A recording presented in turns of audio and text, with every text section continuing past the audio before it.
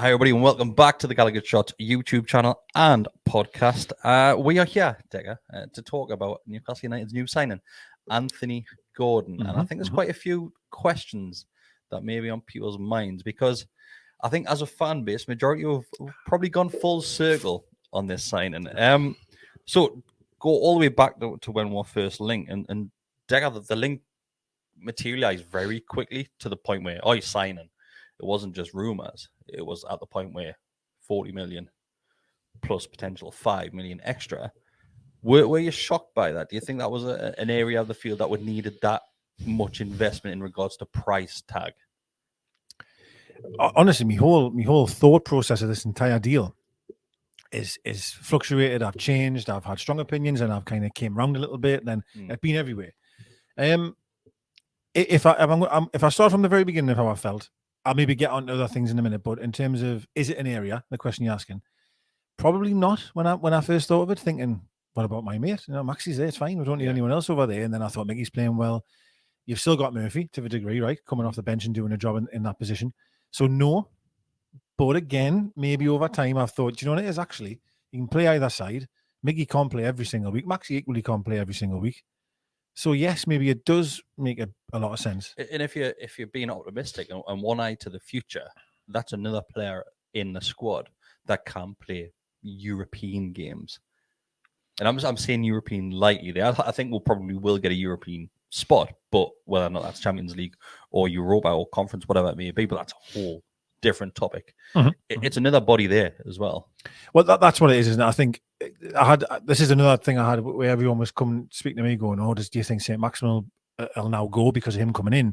But then I thought, well, no, because next season or even the year after that or the year after that, we're going to be competing on more fronts, extra games. And the idea of having Gordon, Saint and Miggy in them wide areas, it really gives how an opportunity to lots of change it up. flexibility. Yeah, there is loads. And again, his age and everything, like it all of a sudden then I started really changing my opinion. Started making sense. It did, yeah, it did. Because there was other reasons why immediately I was like, well, I'm not so sure about this. What I mean? So I think because you mentioned it, that's the next road that we'll go down. A lot of fans, and probably myself included as well, and probably all four with that sit around this table on a Monday night, when we've watched previous games as a Newcastle fan going up against Everton, then we're not happy with some of Gordon's antics or the what's the word I'm looking for? The front that he puts on as his hard man, as you might put it. Some challenges have been quite ropey as well. I remember one where Shelby went in on him later in the game as well. Yeah. So it seemed like there was quite a bit of bad blood between our players and Gordon. But that's probably just us in our little goldfish bowl of Newcastle fans. Every other fan of every club probably dislikes him to a certain degree. Yes.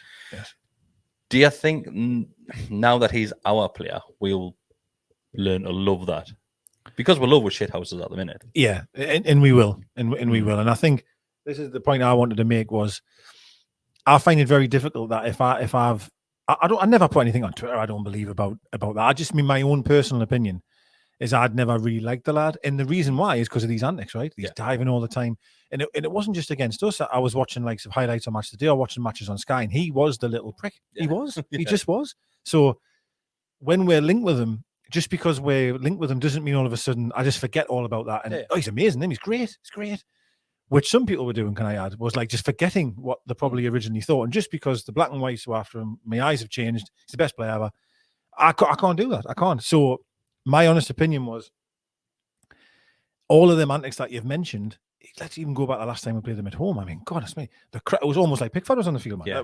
He technically was, wasn't he? Sorry, but like the heat that was on Gordon on that one game was unbelievable. It's like a pantomime. It was, wasn't it? It was. But to reference what you've said, yes. I mean, I know for a fact when he comes on and he's charging everyone down, he's sprinting after the ball, he's working really hard, being a little bit of a prick. We'll love it. Yeah, we will. And we mentioned this previously on records that we've done that.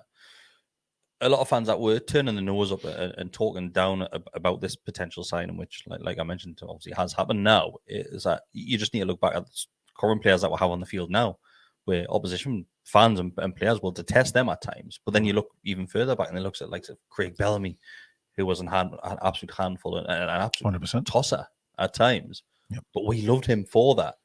And do you think if we're looking at the shoe on the other foot, if we're looking at the Everton fans' point of view, because it seems like there's been a big turnaround from them as well in regards to last season, he got 2 awards. He got fans player of the season, and players player of the season. His own players and his own fan base voted for him as player of the season when they're in that relegation fight. Now apparently he's the worst player that's ever came out of Merseyside, and they couldn't wait to see the back of him. Is that because of how it ended? And he refused to train. As far as I'm using the word refuse, but we don't know the ins and outs of it. He just didn't turn up to training. That is on the back of the fans barricading roads outside Goodison Park and ambushing his car as well. Do you think that's just been a huge cocktail in regards to him wanting to come? I think so. Yeah, I think he referenced something he said. I think, or was it something I read? Sorry, he didn't say this, but I definitely read it somewhere that they played West Ham, didn't they? Which was turned out to be Lampard's last game. He didn't want to travel. He didn't even want to play. He didn't want to get on the bus, but he got on the bus, and I think his attitude was that bad. Lampard just put him on the bench and he didn't play a game. So no, that's not great. Like, don't get us wrong, that's not great. But to be fair, headspace though, isn't it? we also don't know what maybe he's been promised in the background. We don't know what he's been told by the owner or even Lampard himself. Have them went back on something? Who knows? But yes, of course, he hasn't. I mean, what a couple of weeks it's been for him. When you think driving, trying to get out the ground to then being barricaded off, and you've got fans, on you, to then getting a multi-million-pound move to the club that's, and he's in a completely different. Oh yeah, 100%. Yeah, it's a hell of a lot of pressure and a lot to deal with for a young kid, mind you, a 21-year-old. I think you have to remember that as well, what he's went through and what he's currently going through, and the excitement he'll be feeling now. But I do think there's a lot of that. I think there's another side of it as well, which I think some people have referenced, is like he's from Everton, isn't he? He's an Everton fan, and it's mad, isn't it, to think that he's in a position where he's willing to have a transfer request and not train, willing to leave it. We're not in his shoes. We're not in his shoes, but it is strange. It is strange, if I'm honest, a little bit. So a few times he mentions in the things which the club have released over the last couple of days since he's signing. I just want to highlight they've been amazing. We will touch on those further in the Always Smile and Faces podcast. He speaks very well about not just the football club in the area, but about his ambitions as a player as well. He seems determined, and he seems, and I think Eddie Howe mentions this, that it's a good mixture of confidence in his ability and realizing that he's got areas to improve on as well. Mm-hmm. Do you think that it's going to be a huge opportunity for him now to mature as a player under Eddie Howe? Because we've seen turnarounds under the current playing staff. Is Anthony Gordon going to be the next one where people look at this and go, maybe £40 million was a steal? Yeah, well, that's a really good point about the price tag as well, because I think, in my opinion, we've paid £40 million for potential. Yeah. And to me, that is a lot of money. I know you referenced, we had a chat about it over text, and you said, that's just a going rate these days. Yeah. It's 40 million quid. It is what it is. It's English tax as well. I think that's what we forget. Mark's phrase, yeah, it's true that. But I think you look at you can only look at what has been put in front of you previously, right? And you look at how his work ethic and the things he's did with Almiron, Joe Linton, just to name a couple. Of course, the dream and the hope is that, given time, he's a young kid, nurture through what we're currently doing with the coaching staff, with Eddie Howe's guidance, this kid could be a steal at 40 million. You might look back a couple of years' time. Christ, let's look at Joe Linton. We paid £40 million for him, and now we're going, how much do you think it would cost? Now we're going 80, 90. Yeah, you know what I mean? And that's another good angle to look at it, and it definitely could. I think he's young, clearly hungry, ambitious, determined, and with the guidance of Howe and the rest of the coaching staff, the sky's the limit really for him, to be fair. It shows a lot of bravery and guts as well to make that change. What you referenced there, leaving his boyhood club, where he could have probably had a comfortable life there. He really could have. Yeah.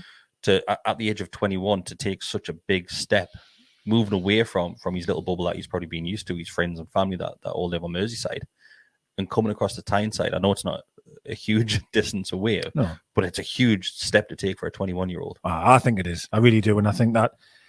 Listen, whether you like him or not, you have to look at what he's thinking for his own career and ambition, that he wants to succeed. He wants to become a better player. He wants to challenge for things. He wants to win things. And again, to reference his age, again, to want to do that and leave home, as you say, it's you've got to have some balls, and he clearly has them. Clearly.